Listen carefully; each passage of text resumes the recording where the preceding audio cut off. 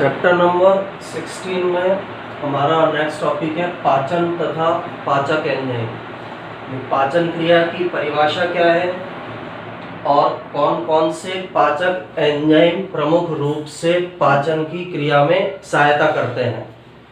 तो पाचन की सिंपल सी डेफिनेशन ये है, भोजन के बड़े और जटिल अणुओं को सरल और घुलनशील अणुओं में बदलने की क्रिया पाचन कहलाती है। यानी भोजन के अंदर जो भी बड़े मॉलिक्यूल हैं, जटिल अणु हैं, अघुलनशील अणु हैं, उन अणुओं को सरल और घुलनशील अणुओं में बदलने की क्रिया को पाचन कहा जाता है। जैसे हम एक एग्जांपल लेते हैं, भोजन के अंदर प्रोटीन के अणु हैं, प्रोटीन एक जटिल अणु है, तो पाचन क्रिया के द्वारा इसे अमीनो अम्ल के अंदर डिवाइड किया जाएगा। वसा एक जटिल अणु है, पाचन क्रिया के द्वारा इसे वसीय अम्ल और ग्लिसरॉल में विभाजित किया जाता है। तो ये भोजन के बड़े अणु है, प्रोटीन है, वसा है, कार्बोहाइड्रेट है। इन बड़े अणुओं को सरल और घुलनशील अणुओं में बदलने की क्रिया को पाचन कहते हैं। एग्जाम्पल इसका प्रोटीन एंड वसा। कार्बोहाइड्रेट भी हो सकता है, कार्बोहाइड्रेट जटिल कार्बोहाइड्रेट जो है उनको मोनोसैकेराइड या ग्लूकोज के अंदर बदला जाता है। अब पाचन क्रिया के अंदर कुछ चरण पाए जाते हैं। जैसे पाचन क्रिया में पाए जाने वाले चरणों को दो भागों में बांटा जा सकता है। फर्स्ट यांत्रिक चरण, दूसरा रासायनिक चरण। यांत्रिक चरण एक ऐसा चरण होता है जिसके अंदर भोजन के बड़े टुकड़ों को छोटे टुकड़ों में तोड़ा जाता है। जैसे हमारे मुंह के अंदर हमने भोजन ग्रहण किया तो दांतों की सहायता से मुख गुहिका में भोजन के बड़े अणुओं को छोटे अणुओं में तोड़ा जाता है, उसे हम यांत्रिक चरण कहते हैं। सेकंड रासायनिक चरण, भोजन के जो छोटे टुकड़े हुए हैं उनको एंजाइमों द्वारा पचाने की क्रिया या एंजाइमों द्वारा उनका विघटन करने की क्रिया रासायनिक चरण कहलाती है। तो यांत्रिक चरण की परिभाषा क्या है? मुख गुहिका और आमाशय में यांत्रिक क्रिया द्वारा भोजन को छोटे टुकड़ों में तोड़ना यांत्रिक चरण कहलाता है। मुख गुहिका में दांत, जीभ, इनकी सहायता से भोजन को छोटे टुकड़ों में तोड़ा जाता है। आमाशय में एक चर्मिंग मूवमेंट होता है, भोजन चारों तरफ घूमता है, उसके द्वारा भोजन को छोटे टुकड़ों में तोड़ा जाता है। तो ये यांत्रिक चरण कहलाएगा। सेकंड रासायनिक चरण, आमाशय के बाद जब भोजन छोटी आंत के अंदर जाता है तो वहां पर एंजाइमों के द्वारा उस छोटे टुकड़े वाले भोजन का रासायनिक विघटन किया जाता है। आमाशय के अंदर भी रासायनिक विघटन होगा और आमाशय से भोजन जब छोटी आंत में जाएगा तो भोजन के अवयवों का एंजाइमों द्वारा रासायनिक विघटन होता है। इस क्रिया को हम रासायनिक चरण कहते हैं। तो पाचन क्रिया दो प्रमुख चरणों में संपन्न होती है। फर्स्ट चरण को यांत्रिक चरण कहा जाता है, सेकंड चरण को रासायनिक चरण कहा जाता है। यांत्रिक चरण में बड़े टुकड़े को छोटे टुकड़े में तोड़ा जाएगा। रासायनिक चरण के अंदर भोजन के अवयवों का एंजाइमों द्वारा रासायनिक विघटन किया जाता है। इसके बाद पाचन के अंदर कुछ प्रमुख एंजाइम काम में आते हैं। सबसे पहला इसमें पाचन जो है जल अपघटनीय प्रक्रिया है। पाचन क्रिया के अंदर जो भी मॉलिक्यूल्स है, जो भी अणु है, उनका जल अपघटन होता है, इसलिए पाचन एक जल अपघटनीय प्रक्रिया है। और इस प्रक्रिया, यह एक जल अपघटनीय प्रक्रिया है, इसलिए पाचक एंजाइम हाइड्रोलेज श्रेणी के होते हैं। जल अपघटनीय प्रकार के पाचन एंजाइम पाए जाएंगे या फिर हाइड्रोलेज श्रेणी के पाचक एंजाइम उन्हें बोला जाता है। अब भोजन में प्रमुख रूप से हमें पता है कार्बोहाइड्रेट, प्रोटीन, लिपिड, विटामिन, खनिज लवण और जल पाए जाते हैं, जिनमें से प्रमुख ऊर्जा देने वाले पदार्थ कार्बोहाइड्रेट, प्रोटीन और वसा होते हैं। तो सबसे पहले कार्बोहाइड्रेट का जो पाचन होगा, कार्बोहाइड्रेट पर सबसे पहले एमाइलेज एंजाइम कार्य करता है। एमाइलेज एंजाइम इस कार्बोहाइड्रेट को डाइसैकेराइड या ओलिगोसैकेराइड के अंदर परिवर्तित करता है। इस डाइसैकेराइड या ओलिगोसैकेराइड को माल्टेज एंजाइम के द्वारा मोनोसैकेराइड में परिवर्तित किया जाता है, यानी कार्बोहाइड्रेट के सबसे सरलतम रूप मोनोसैकेराइड में इसे परिवर्तित किया जाएगा। और सबसे सरलतम मोनोसैकेराइड का एग्जाम्पल होता है ग्लूकोज। तो भोजन में जो भी कार्बोहाइड्रेट हम ग्रहण करते हैं उन्हें लास्ट में एमाइलेज और माल्टेज एंजाइम की क्रिया के द्वारा ग्लूकोज के अंदर बदल दिया जाता है। इस प्रकार से कार्बोहाइड्रेट का पाचन होगा। सेकंड, प्रोटीन पर पेप्सिन और ट्रिप्सिन एंजाइम कार्य करते हैं और इसे पॉलीपेप्टाइड में बदल देते हैं। प्रोटीन है, प्रोटीन के मॉलिक्यूल पर पेप्सिन और ट्रिप्सिन एंजाइम काम करेंगे, इसे पॉलीपेप्टाइड के अंदर चेंज कर देंगे। इस पॉलीपेप्टाइड पर एमिनोपेप्टिडेज और कार्बोक्सीपेप्टिडेज एंजाइम कार्य करते हैं और ये दोनों एंजाइम पॉलीपेप्टाइड को डाइपेप्टाइड और अमीनो अम्ल के अंदर तोड़ देते हैं। ये डाइपेप्टाइड जो यहाँ मिला है इसका भी आगे पाचन होगा और लास्ट में प्रोटीन के अपघटन से अमीनो अम्ल प्राप्त होते हैं। प्रोटीन एक जटिल अणु है और अमीनो अम्ल उसका सरलतम अणु होता है। थर्ड, वसा या लिपिड। वसा पर लाइपेज एंजाइम कार्य करता है और पित्ताशय से आने वाला पित्त रस भी वसा के अपघटन में सहायता करता है। तो लाइपेज एंजाइम और पित्त रस दोनों आपस में मिलकर वसा पर कार्य करेंगे और वसा को वसीय अम्ल, ग्लिसरॉल और मोनोग्लिसराइड के अंदर अपघटित कर देते हैं। वसा एक जटिल अणु है, इसे इसके सरलतम अणुओं वसीय अम्ल, ग्लिसरॉल और मोनोग्लिसराइड के अंदर परिवर्तित कर दिया जाता है। तो प्रमुख पाचक एंजाइम है जिनके द्वारा कार्बोहाइड्रेट का, प्रोटीन का और वसा का पाचन किया जाता है। आगे हम और डिस्कशन करेंगे जब पाचन प्रक्रिया को डिटेल में पढ़ेंगे कि किस प्रकार से कार्बोहाइड्रेट का पाचन होगा, किस स्थान पर संपन्न होगा, किस प्रकार से प्रोटीन का पाचन होगा, किस जगह पर संपन्न होगा, किस प्रकार से वसा का पाचन होगा और किस तरह से संपन्न होगा। अभी हमने एक ब्रीफ अकाउंट लिया है इनका कि पाचक एंजाइम कौन कौन से इस क्रिया में काम में आते हैं। तो इसके आप नोट्स बनाने के लिए इसका स्क्रीनशॉट ले सकते हैं।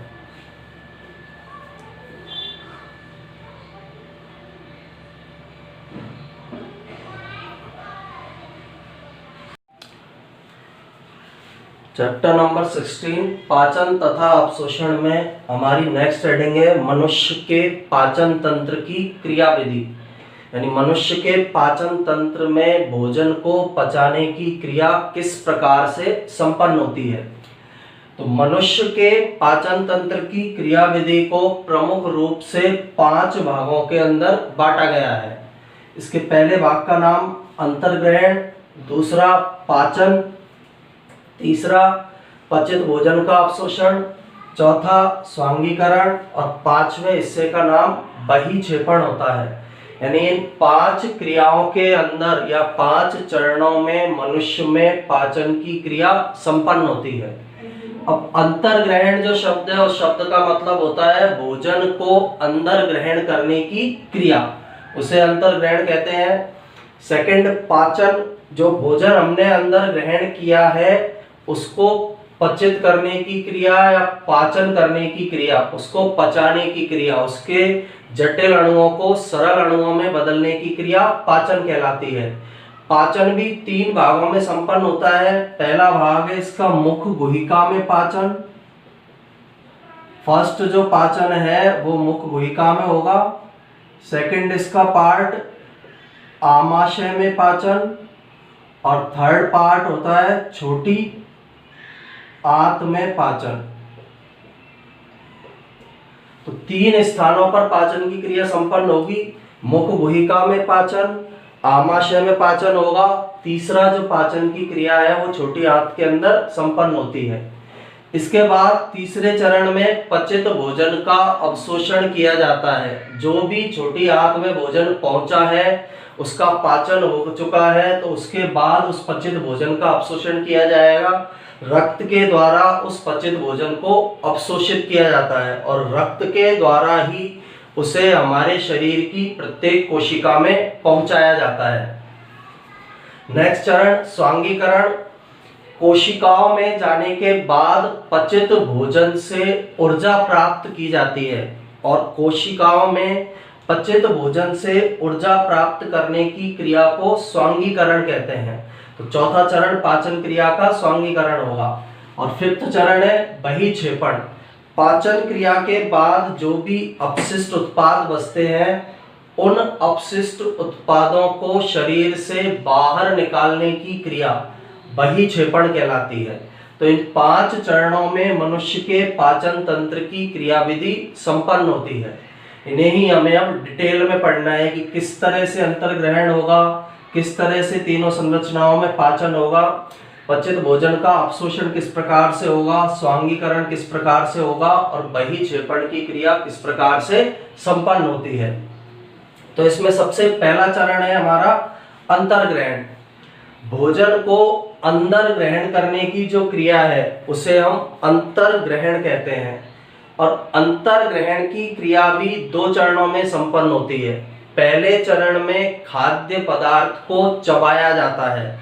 जैसे ही हमने भोजन का कोई टुकड़ा लिया, उसे हमारे मुख के अंदर दांतों की सहायता से उसे चबाया जाएगा। खाद्य पदार्थों का चर्वण किया जाता है, छोटे छोटे टुकड़ों में तोड़ा जाता है, उसमें लार को मिलाया जाता है जिससे कि उसे निगलने में आसानी हो। सेकंड चरण होता है निगलना। जो भोजन हमारी मुख गुहिका में है उसे ग्रसनी से होकर ग्रसिका में पहुंचने की क्रिया को निगलना कहते हैं। यानी निगलने की क्रिया क्या है? मुख गुहिका का भोजन ग्रसनी में आएगा, ग्रसनी का भोजन ग्रसिका में आएगा, इसे निगलना कहा जाता है। अब अंतर्ग्रहण क्रिया में दांतों की सहायता से भोजन को छोटे टुकड़ों में तोड़ा जाता है।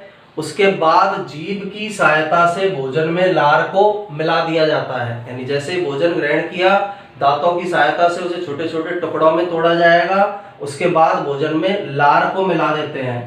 भोजन में लार को मिलाने के बाद जीभ के द्वारा उसे घुमाने के बाद भोजन अर्ध ठोस गोले में बदल जाता है। एक गोलाकार संरचना अर्ध ठोस गोलाकार संरचना में बदल जाता है, जिसे बोलस या निवाला कहते हैं। यानी मुंह के अंदर हमने भोजन ग्रहण किया, दांतों की सहायता से उसे छोटे छोटे टुकड़ों में तोड़ा, उसमें लार को मिलाया, जीभ की सहायता से उसमें लार को अच्छी तरह मिलाया गया, जिससे यह अर्ध ठोस गोले में बदल जाएगा, जिसे बोलस या निवाला कहा जाता है। सेकंड, मुख गुहिका में भोजन की उपस्थिति के कारण प्रतिवर्ती क्रिया उत्पन्न होती है। यानी मुख गुहिका में जो भोजन है उसके कारण प्रतिवर्ती क्रिया उत्पन्न होगी, और उस प्रतिवर्ती क्रिया के कारण ही चर्वण की क्रिया या भोजन को चबाने की क्रिया संपन्न होती है। थर्ड, मुख गुहिका से ग्रसनी और ग्रसनी से ग्रसिका में भोजन के जाने की क्रिया को निगलना कहते हैं। मुख गुहिका में भोजन है, उसमें लार को मिला दिया गया है, उसे बोलस या निवाले में बदल दिया गया है। उसके बाद भोजन ग्रसनी में आता है, ग्रसनी से भोजन ग्रसिका में जाता है, और इस प्रोसेस को, इस प्रक्रिया को ही निगलना कहा जाता है। अब हमारी श्वास नली जो है उसका छिद्र और एक भोजन नली जो है उसका छिद्र, दोनों छिद्र ग्रसनी में पाए जाते हैं। यानी ग्रसनी में 2 प्रकार के छिद्र है, एक श्वसन तंत्र से संबंधित, दूसरा छिद्र होता है हमारे पाचन तंत्र से संबंधित। तो भोजन को निगलते समय श्वसन नली के छिद्र को एपिग्लॉटिस नामक संरचना के द्वारा बंद किया जाता है। यानी भोजन जब हम निगल रहे हैं तो भोजन श्वास नली में प्रवेश नहीं करे, उसे श्वास नली में प्रवेश करने से रोकने के लिए श्वास नली के छिद्र को एपिग्लॉटिस नामक संरचना के द्वारा बंद कर दिया जाता है। इसके बाद भोजन ग्रसनी से ग्रसिका में आता है और ग्रसिका से भोजन आमाशय के अंदर आ जाता है। तो ये पूरी प्रोसेस जो है भोजन का अंतर्ग्रहण कहलाती है, भोजन को अंदर ग्रहण करने की क्रिया कहलाती है। सेकंड जो पाचन तंत्र की क्रियाविधि का चरण है वो पाचन है। पाचन भी अभी मैंने आपको बताया है 3 चरणों में संपन्न होता है। पहला मुख गुहिका में पाचन, दूसरा आमाशय में पाचन, तीसरा छोटी आंत में पाचन। तो मुख गुहिका में पाचन की क्रिया में क्या होता है? भोजन है, भोजन के अंदर लार मिलेगी और लार के अंदर अल्फा एमाइलेज एंजाइम उपस्थित होता है जो भोजन में उपस्थित कार्बोहाइड्रेट का पाचन करता है। तो यहाँ हमें एक मेन क्वेश्चन ये याद रखना है कि सबसे पहले भोजन के किस अवयव का पाचन होता है, तो उसका आंसर है कार्बोहाइड्रेट। किस एंजाइम के द्वारा किया जाता है? अल्फा एमाइलेज के द्वारा। अल्फा एमाइलेज एंजाइम कहाँ पाया जाता है? लार के अंदर यह एंजाइम पाया जाता है। इस एंजाइम के द्वारा स्टार्च के अणुओं को माल्टोज और डेक्स्ट्रिन के अंदर तोड़ा जाता है। माल्टोज एक प्रकार की पॉलीसेकेराइड है, स्टार्च एक प्रकार की पॉलीसेकेराइड है, उसे माल्टोज और डेक्स्ट्रिन नाम की डाइसेकेराइड के अंदर विभाजित किया जाता है। और यहाँ लगभग पीएच 6.7 होता है। 6.7 पीएच पर स्टार्च के अणुओं को माल्टोज और डेक्स्ट्रिन में तोड़ने की क्रिया संपन्न होती है। तो एक पाचन के अंदर फर्स्ट पाचन है कि मुख गुहिका के अंदर पाचन किस प्रकार से संपन्न होता है। लार आएगी भोजन में उपस्थित जो लार है उसमें अल्फा एमाइलेज एंजाइम उपस्थित है, वो कार्बोहाइड्रेट का पाचन करता है। अल्फा एमाइलेज एंजाइम स्टार्च जो एक पॉलीसेकेराइड है उसे माल्टोज और डेक्स्ट्रिन नाम की डाइसेकेराइड के अंदर तोड़ देता है। अब यहाँ ध्यान ये रखना है, यहाँ मुख गुहिका में कार्बोहाइड्रेट का आंशिक पाचन होता है। बहुत थोड़ी मात्रा में कार्बोहाइड्रेट को पचाया जाता है क्योंकि मुख गुहिका में भोजन बहुत कम समय तक पाया जाता है। बहुत कम समय के लिए मुख गुहिका में भोजन उपस्थित है, इसलिए कार्बोहाइड्रेट का आंशिक पाचन मुख गुहिका के अंदर संपन्न होता है। इसका भी आप स्क्रीनशॉट लेकर नोट्स बना सकते हैं।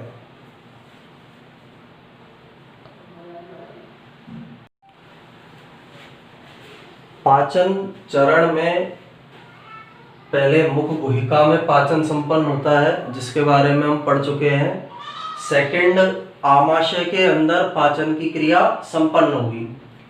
भोजन मुख गुहा में था, मुख गुहा में उसका पाचन हुआ, उसके बाद वह ग्रसनी में आता है, ग्रसनी से ग्रसिका में आता है, ग्रसिका से आमाशय में आ जाता है।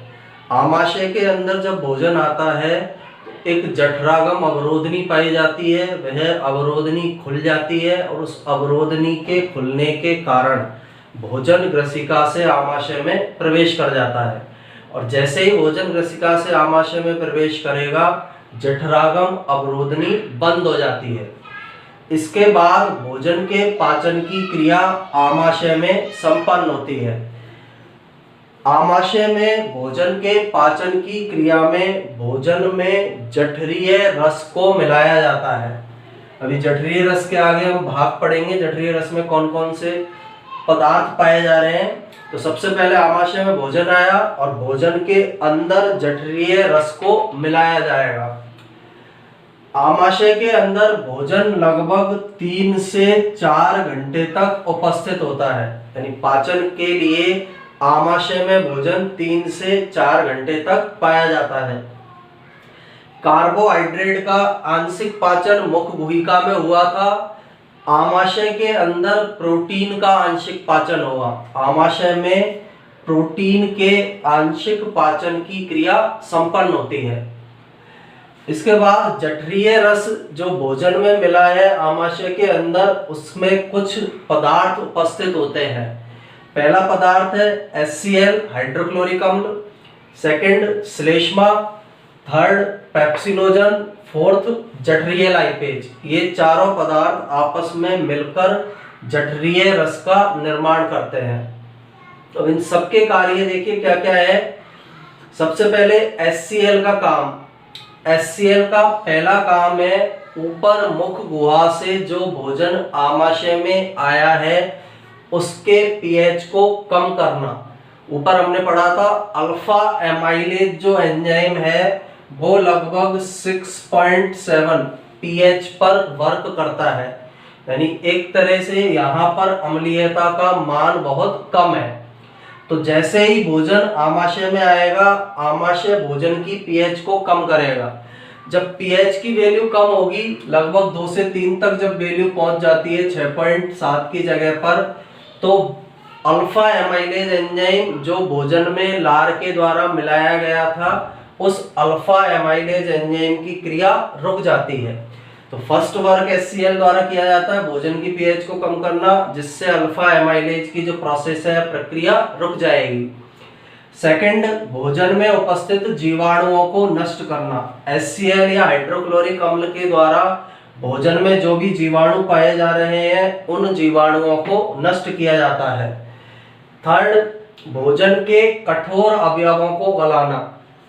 जो भी भोजन व्यक्ति ने ग्रहण किया है, यदि उसके अंदर कुछ कठोर अवयव है तो उन कठोर अवयवों को गलाने का काम भी HCl के द्वारा संपन्न किया जाता है। चौथा, जठरीय रस में जो पेप्सिनोजन एंजाइम उपस्थित है वह निष्क्रिय रूप में होता है, तो इस निष्क्रिय पेप्सिनोजन को सक्रिय पेप्सिन में बदलने का काम भी HCl के द्वारा किया जाता है। तो 4 कार्य हैं जो HCl के द्वारा संपन्न किए जाते हैं। अब जब एक बार HCl पेप्सिनोजन को पेप्सिन में बदल देगा तो यह पेप्सिन एंजाइम HCl दोनों लगभग 2 से 3 pH पर प्रोटीन को प्रोटियोस, पेप्टोन और पॉलीपेप्टाइड के अंदर तोड़ देते हैं। यानी पहले पेप्सिनोजन को HCl ने पेप्सिन में बदला, उसके बाद पेप्सिन एंजाइम और HCl दोनों आपस में मिलकर प्रोटीन का अपघटन करते हैं, पाचन करते हैं और प्रोटीन के अणु को प्रोटियोस, पेप्टोन और पॉलीपेप्टाइड के अंदर तोड़ देते हैं। नेक्स्ट जो एक एंजाइम पाया जा रहा है जठरीय रस में, जठरीय लाइपेज, बहुत कम मात्रा में उपस्थित होता है। पहला जठरीय लाइपेज में हमें याद रखना है कि जठरीय लाइपेज आमाशय के अंदर बहुत कम मात्रा में उपस्थित होता है और जठरीय लाइपेज द्वारा प्रमुख रूप से दुग्ध की वसा पर कार्य किया जाता है। दूध में जो वसा उपस्थित होती है उस दुग्ध की वसा पर जठरीय लाइपेज कार्य करेगा और इस दुग्ध की वसा को वसीय अम्ल और ग्लिसरॉल के अंदर तोड़ देता है। अब यहाँ दुग्ध की वसा पर जो कार्य करने वाला एंजाइम है वो जठरीय लाइपेज है। इसका उपयोग इसलिए हो रहा है क्योंकि वयस्क मनुष्य के अंदर दूध को स्कंदित करने वाला या दूध की प्रोटीन को पचाने वाला रेनिन एंजाइम अनुपस्थित होता है। रेनिन एक ऐसा एंजाइम है जो बच्चे के अंदर पाया जाता है लेकिन वयस्क मनुष्य में नहीं पाया जाता है। तो रेनिन का कार्य जठरीय लाइपेज के द्वारा संपन्न किया जाएगा। दूध में उपस्थित वसा को यह वसीय अम्ल और ग्लिसरॉल में तोड़ देता है। नेक्स्ट, जठरीय रस में जो श्लेष्मा पाई जा रही है वह आमाशय की भित्ति की HCl से सुरक्षा करने का कार्य करती है। HCl हम सबको पता है एक अम्ल है, तो यह अम्ल आमाशय की भित्ति को भी नुकसान पहुंचा सकता है। इस आमाशय की भित्ति के नुकसान को बचाने के लिए आमाशय की भित्ति के अंदर की ओर श्लेष्मा एक मोटी परत बना देती है और उस श्लेष्मा की मोटी परत के कारण HCl आमाशय की भित्ति को नुकसान नहीं पहुंचा पाता है। तो श्लेष्मा एक तरह से प्रोटेक्टिव फंक्शन या सुरक्षात्मक कार्य को संपन्न करती है। इसके बाद इन सब पदार्थों से आमाशय में भोजन का पाचन हुआ। आमाशय में पाचन के बाद भोजन पतली लेई के समान पदार्थ में परिवर्तित हो जाता है। इन सब HCl की क्रिया से, पेप्सिनोजन के सक्रिय रूप पेप्सिन की क्रिया से, जठरीय लाइपेज की क्रिया से भोजन पतली लेई के समान पदार्थ में बदल जाता है और ये पतली लेई के समान जो पदार्थ बनता है इसे काइम कहा जाता है। पतली लेई के समान जो पदार्थ आमाशय के अंदर उत्पन्न होगा उसे काइम के नाम से जाना जाता है। तो इस सेकंड चरण है पाचन में। पहला मुखगुहिका में पाचन था, दूसरा आमाशय में पाचन है, नेक्स्ट छोटी आंत के अंदर पाचन है, जिसकी हम आगे स्टडी करेंगे कि छोटी आंत में पाचन किस प्रकार से संपन्न होता है। इसके भी नोट्स बनाने के लिए आप इसका स्क्रीनशॉट ले सकते हैं।